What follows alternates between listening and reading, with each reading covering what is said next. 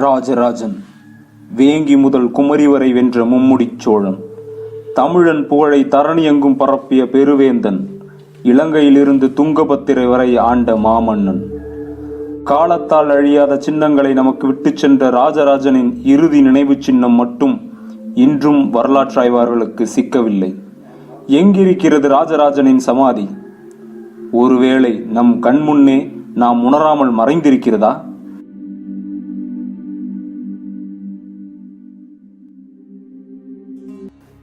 அரிஞ்சய சோழனின் பேரனும் சுந்தர சோழனின் இரண்டாம் மகனுமான ராஜராஜனுக்கு உத்தம சோழனின் மறைவிற்கு பிறகு சோழ அரியணை கைக்கு வந்தது.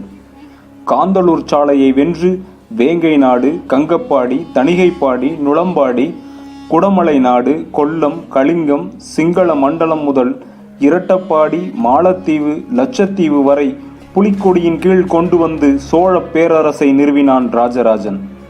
தன் ஆட்சியின் அனைத்து நிகழ்வுகளையும் கல்வெட்டுகளாக பதிவு செய்த ராஜராஜனின் இறுதி காலமும் மரணமும் மட்டும் இன்றும் மர்மமாகவே உள்ளது. சோழர் கல்வெட்டுகள் ராஜராஜனின் மரணம் பற்றி மௌனமாகவே இருக்கின்றன. ராஜராஜனின் நினைவிடத்தை தேடும் முன் சற்று தமிழர் பண்பாட்டையும் வழக்கத்தையும் நாம் அறிய வேண்டும். போரில் இறந்த பெரும் வீரனையும் பெருவாழ்வு வாழ்ந்த பெருமக்களையும் இறந்த பின்பு அவர் நினைவாக அடக்கம் செய்யப்பட்ட இடத்தில் நடுகள் அமைத்து கடவுளாக பூசிப்பது சங்ககாலம் தொட்டு தமிழர் பண்பாடு. இதன் எச்சமாக இறந்தவரை கடவுளாக எண்ணி படையல் வைத்து வழிபடும் வழக்கம் இன்றும் நம்மிடம் தொடர்கிறது. சுடுகாற்றில் வீற்றிருக்கும் சிவனே தமிழருக்கெல்லாம் தலைமகன். அவனின் நடுகள் வடிவமே சிவலிங்கம். இந்த நடுகள் வழிபாட்டிலிருந்து தோன்றியதே சிவலிங்க வழிபாடு என சில ஆய்வாளர்கள் கூறுகின்றனர். முன்னோரை தெய்வமாக வணங்கும் நடுகள் பண்பாடு சோழர் காலத்தில் செழுத்தோங்கி இருந்தது. இறந்த சோழர் மன்னர்களும் அரசிகளும் புலவர்களும் அடக்கம் செய்யப்பட்ட அல்லது எரியூட்டப்பட்ட இடத்தில் சிவலிங்கம் வைத்து கடவுளாக வழிபட்டதை நாம் காண்கிறோம். இதற்கு பள்ளிப்படை கோயில் என்று பெயர்.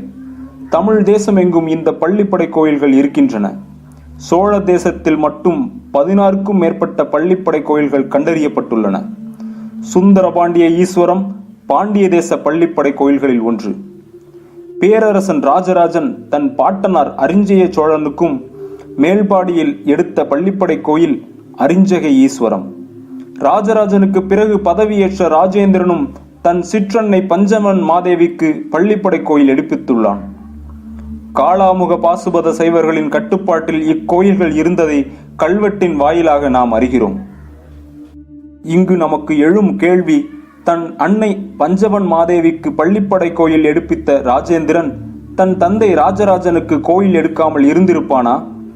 தன் பாட்டனுக்கு பள்ளிப்படை எடுப்பித்த ராஜராஜன் தன் மரணத்தை யோசிக்காமலா விட்டிருப்பான்? முடிசூடிய மன்னர்கள் மற்றும் பெருவாழ்வு வாழ்ந்த அரசியல் அனைவருக்குமே பள்ளிப்படை கோயில்கள் எழுப்பப்பட்டிருக்க வேண்டும் என்பது ஆய்வாளர் தோ பரமசிவனின் கருத்து.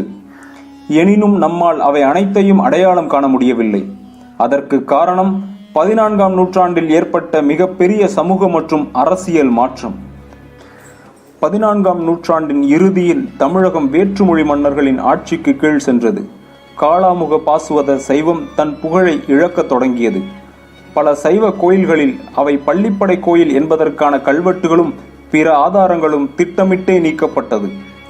ராஜேந்திரன் கட்டிய பஞ்சவன் மாதேவி கோயிலில் பள்ளிப்படை என்ற பெயர் கல்வெட்டுகளில் இருந்து அழிக்கப்பட்டது.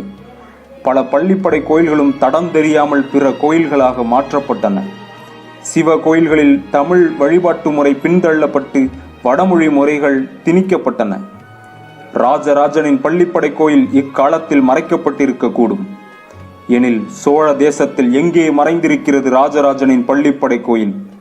தென்னிந்தியா முழுவதும் கட்டியாண்ட பேரரசனின் பள்ளிப்படை கோயில் எவ்வளவு பிரம்மாண்டமாக இருக்க வேண்டும் என ராஜராஜன் யோசித்திருப்பான். ஒருவேளை ராஜராஜனின் அந்த பிரம்மாண்ட பள்ளிப்படை கோயில் ராஜராஜேஸ்வரம் என்னும் தஞ்சை பெருவுடையார் கோயில்தானா?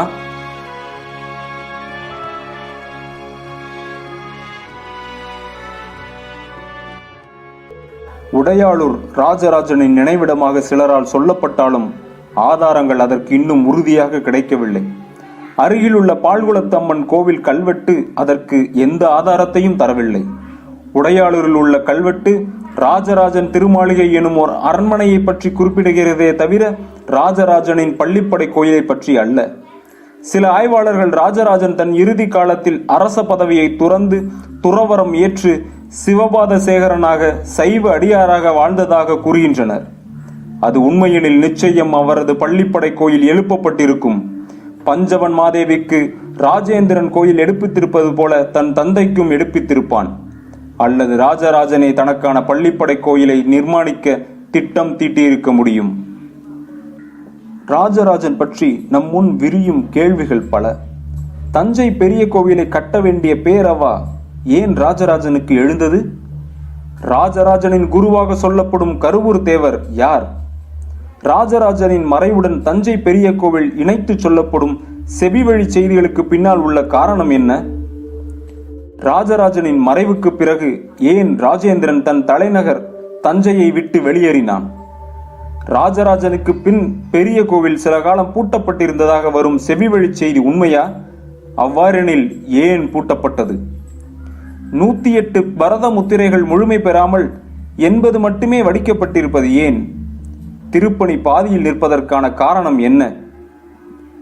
தஞ்சை பெரிய கோவில் சிதம்பரம், மதுரை போல பாடல் பெற்ற தலம் அல்ல.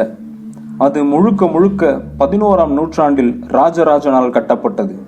குறிப்பாக பள்ளிப்படை கோயில்கள் கட்டப்படும் பாசுவத முறையில் கட்டப்பட்டது. தஞ்சை பெரிய கோயிலின் அமைப்பும் வாயில்களும் ராஜராஜனின் புகழை சொல்வதாகவே அமைந்துள்ளன. கேரளாந்தகன் வாயில், ராஜராஜன் வாயில் என்பவை ராஜராஜனின் வெற்றி சின்னங்களே. ராஜராஜனின் அரசை போலவே மிக பிரம்மாண்டமாக கட்டப்பட்டது பெருவுடையார் கோவில். பெரிய கோவில் கல்வெட்டுகளில் அக்கோவிலுக்கு குறிக்கப்பட்டிருக்கும் பெயர் ராஜராஜனின் பெயரால் ராஜராஜேஸ்வரம். அம்மன் கோவிலும் முருகன் உள்ளிட்ட பிற கோயில்களும் ராஜராஜன் காலத்தில் இருக்கவில்லை. அவை யாவும் பிற்சேர்க்கை. ராஜராஜனின் குருவாக சொல்லப்படும் கருவூரார் பற்றிய வரலாற்று குறிப்புகளை ஒரு சில பாடல்கள் தாண்டி நம்மால் அறிய முடியவில்லை. பெரிய கோவில் கல்வெட்டுகளில் ராஜராஜனின் குருவாக சொல்லப்படுவது ஈசான சிவபண்டிதர். கருவூர் தேவரின் பெயர் தஞ்சை பெரிய கோவில் கல்வெட்டின் ஒரு இடத்தில் கூட இல்லை. தற்போது இருக்கும் கருவூரார் கோவில் மிகவும் பிற்பட்ட காலத்திலேயே கட்டப்பட்டது. அதற்கு முன்பு அங்கு என்ன இருந்தது என நம்மால் அறிய முடியவில்லை. ஒருவேளை அதுதான் ராஜராஜனின் பள்ளிப்படை கோவிலா? ராஜராஜர் தன் இறுதி காலத்தில் கருவூர் சித்தரானாரா? ஒட்டக்கூத்தருக்கும் தாராசுரம் கோயிலினுள் பள்ளிப்படை அமைக்கப்பட்டது போல ராஜராஜனுக்கு ராஜேந்திரன் பள்ளிப்படை அமைத்திருப்பானா? அல்லது தஞ்சை பெருவுடையாரே ராஜராஜன் தானா? தன் பெரும் படைப்பாக கருதிய தன் பெரிய கோவிலுடனே தேவாரம் திருவாசகம் ஓத கேட்க கலந்து விட்டாரா திருமுறை கண்ட சோழன் ராஜராஜன்? இதற்கு நேரடியான ஆதாரம் நம்மிடம் இல்லை.